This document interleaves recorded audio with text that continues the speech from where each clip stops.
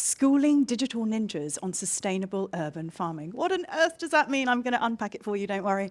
So I want to share with you what happens when the worlds of art, technology, and sustainability collide and entangle themselves with each other, potentially for a better world. And this is the central question that wakes me up every day and inspires me. How can we protect our culture and the environment in the digital age?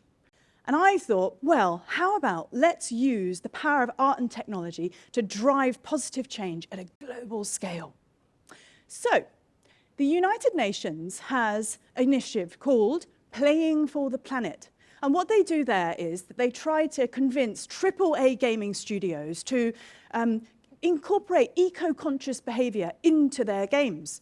So I was thinking, hang on a minute, why don't we have beautiful 3D artwork combined with gaming technology? And maybe we might be able to actually get kids to join the Grow Your Own Food movement and therefore inspire them to have plant-based diets. So, you may or may not know that there's a third of greenhouse gas emissions comes from the global food system. This is like food production, food waste, all of those things. And in 2019, the IPCC put out a report that talked about all of our land use, how we're producing food, and it said one answer to the climate crisis is potentially on our plates. If we could get people, adults and children alike, to have more plant-based diets, potentially we could have healthier hearts, but a healthier planet too. So how can we encourage entire generations of people to love their greens? We should really start them young, right? But how on earth are we going to do that? Nagging Parents United, I'm sure you're all like, oh God, how many times have you been sitting there going, please eat your greens? And then most non-alien children are like, no, oh God, but they taste so yucky, I really, really don't want to. So this lady, Rose Gerber of the University of Pittsburgh, has actually been studying this, thinking, hang on a minute, is there a scientific reason why children are not queuing up at the canteen being like, broccoli and carrots, me please? There must be some scientific reasons to unpack there. And she's come up with these four kind of hypotheses, right? One, energy. Kids need tons of energy because they're always running around everywhere. And vegetables are low in calories, high in fiber, and some of them even actually, when we're digesting them, take more calories than they actually provide us. So we're not genetically, perhaps, dispositioned to then choose the vegetable. Second, there's a bitter taste.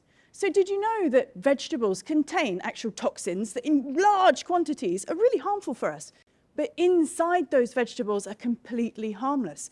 But again, kids, when they taste them for the first time, it's like, oh, what is that bitter taste? Get it away from me, I don't want it. The third one, time. You might be wondering, why on earth is there a picture of a beer there? Well, when we first taste things like beer, wine, dark chocolate, they have that bitter taste, but after tasting them quite a number of times, our palates get used to them.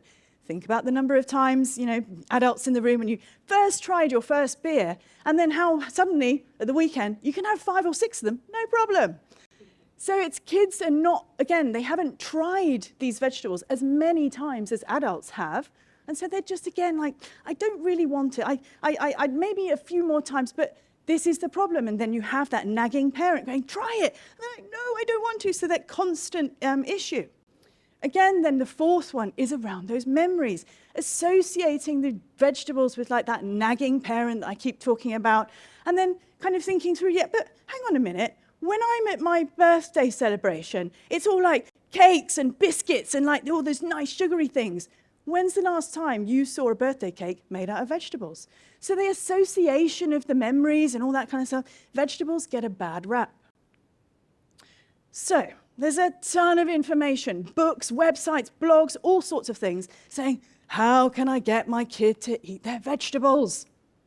And what we do is we have, there's lots of different techniques, but we're going to take you through 3. One is, let's play hide and seek. So how can I hide the vegetables in my kid's most favorite meal? I'm sure all the parents in the room are like, yeah, I've done that before. But I've got 2 kids, and one of them is an absolute expert. I wonder whether sometimes he's had a degree in deconstructing food or something when I wasn't looking. So he's able to kind of pick out the tiniest piece of mushroom, the tiniest piece of onion, the tiny, tiny herb that I put in there and lay it all out specially so that he can just concentrate on the spaghetti bolognese. The next one, how about making it into a smiley face? Oh, I make it really fun and maybe they might make to actually want to eat it. But then you might have a kid like, but I don't want to ruin your food art. I don't want to eat the eyes in the mouth. No thanks. Still not maybe going to work. Another one, just douse it all in ketchup. Maybe they just feel better. Yeah, great. Everything tastes better with ketchup, right?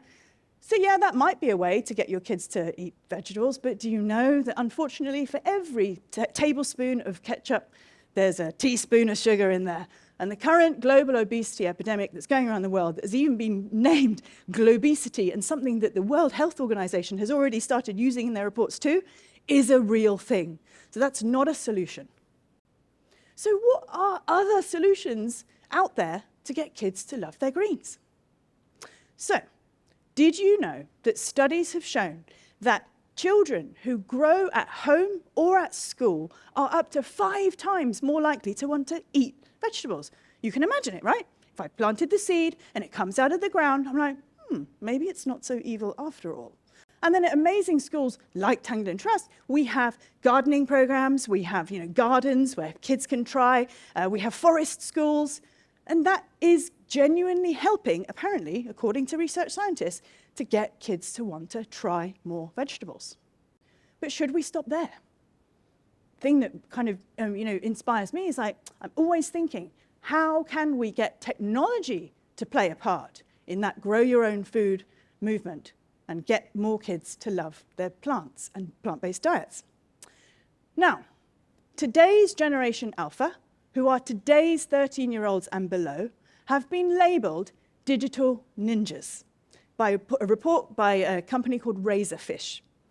Digital ninjas are different from digital natives. They're the ones who've kind of just been growing up with technology. Digital ninjas have it embedded in their everyday life.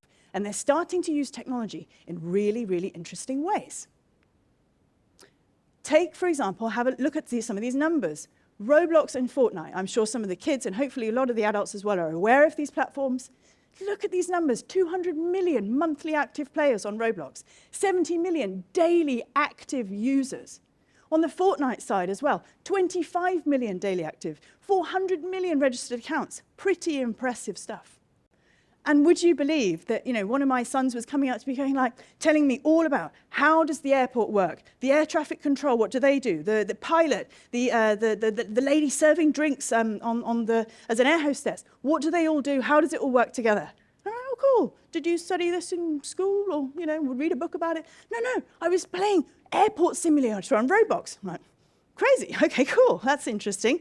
And did you know that even Ryanair now has their own experience on Roblox, complete with all of the complaining customers and the long queues for the toilet and all sorts of those horrible things. So do check it out. It's very funny.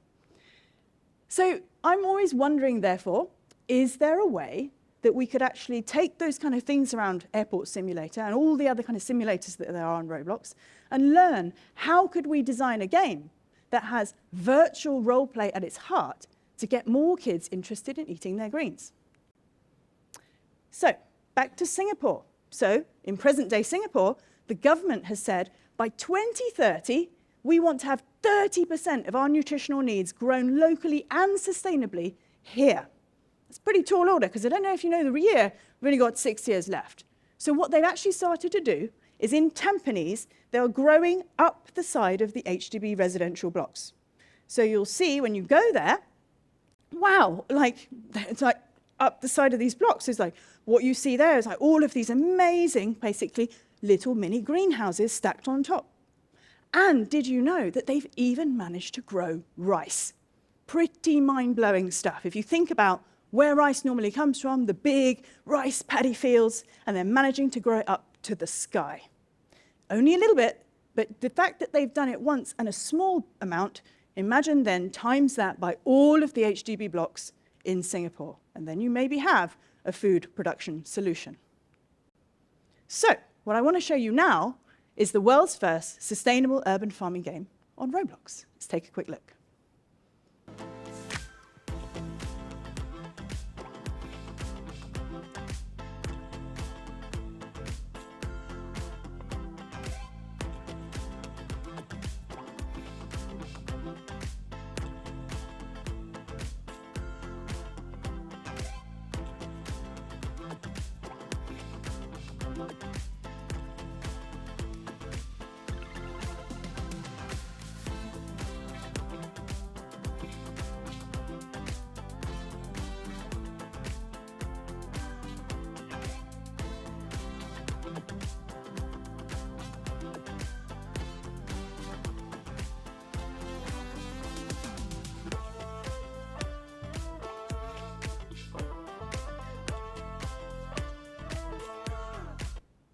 So, as you can see, I hope some of you find it familiar. So it's all set in Singapore. You have the Geylang Serai market there.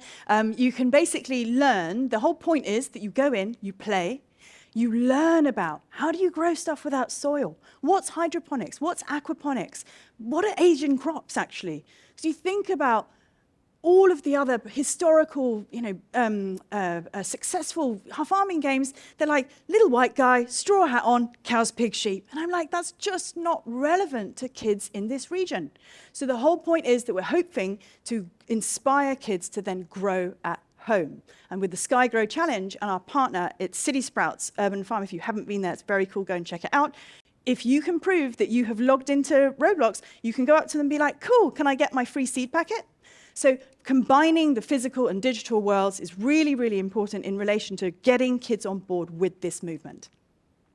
So as you saw from the game, you can go in, you claim your vertical farm. The coolest thing, though, which is a really big difference from the games that I used to play when I was a kid, is that you can build the game together and you're socially playing together.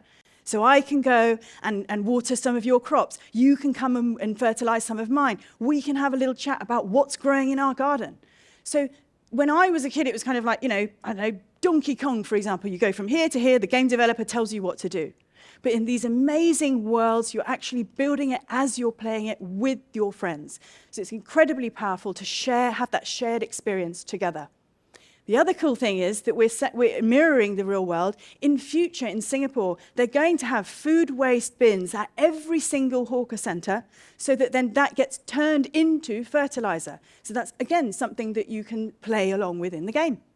You can then use your crops to then go and sell at the best price / fair price supermarket, and also then complete quests. So you can go to, for example, the hawker, and the laksar guy will be like, come back and give me 10 chili padi and 5 laksar leaves. And then off you go out and you grow, and then you come back, and then you can level up. And you also can donate to the community chest, which again is happening in real life, and then level up too. So it's all about mirroring real life through the game, and then through virtual role play, getting kids to understand how they can get on board with the Grow Your Own Food movement, and hopefully grow that love for those plants. So in summary, to finish off, I wanted to also share with you something really, really important that you have to know. Roblox is incorporating AI into their platform. It means that everyone can create. So if you're not a developer, you can actually sit there and be like, oh, I can create characters. I could even use AI to think about the game development and the game design. I can actually use the AI to create lines of code. So I want to leave you with this question. If generative AI can level the playing field for everyone to become a creator, what are you going to build that's going to protect our culture and the environment in the digital age? Thank you very much.